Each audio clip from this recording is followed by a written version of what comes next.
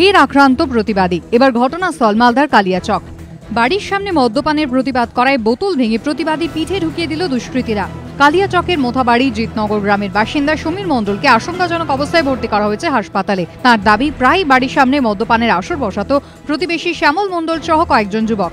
শনিবার রাতে প্রতিবাদ করেন তিনি। অভিযোগ, বেধড়ক মারধরের পর মদের বোতল ভেঙে তার পিঠে ঢুকিয়ে দেয় ওই যুবকরা। আমার বাড়ির পাশে এসে মদ খায় ওখানে দোকানে। পথে বললাম আমি এখানে মদ খাস না, গালাগালি করে আমাকে বোতল ভেঙে আমার পেটে আঘাত করার চেষ্টা করেছিল।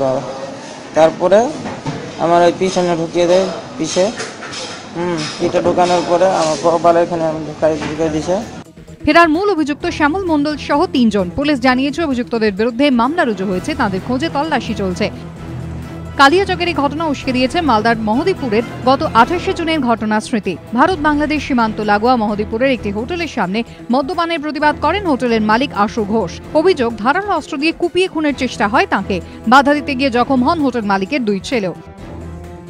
গত 6 জুন মালদার ইংরেজ বাজারে প্রাণ দিয়ে প্রতিবাদের মাসুল চোকাতে হয়েছে বিক্রম ঘোষ নামে এক কিশোরকে।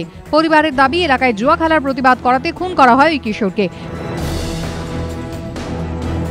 গত 2রা জুন মালদার মানিকচকে এক ছাত্রীকে কুপ্রস্তাব দেওয়ার অভিযোগ ওঠে। প্রতিবাদ করায় লোহার রড দিয়ে মেরে মাথা ফাটিয়ে দেওয়া হয় মায়ের।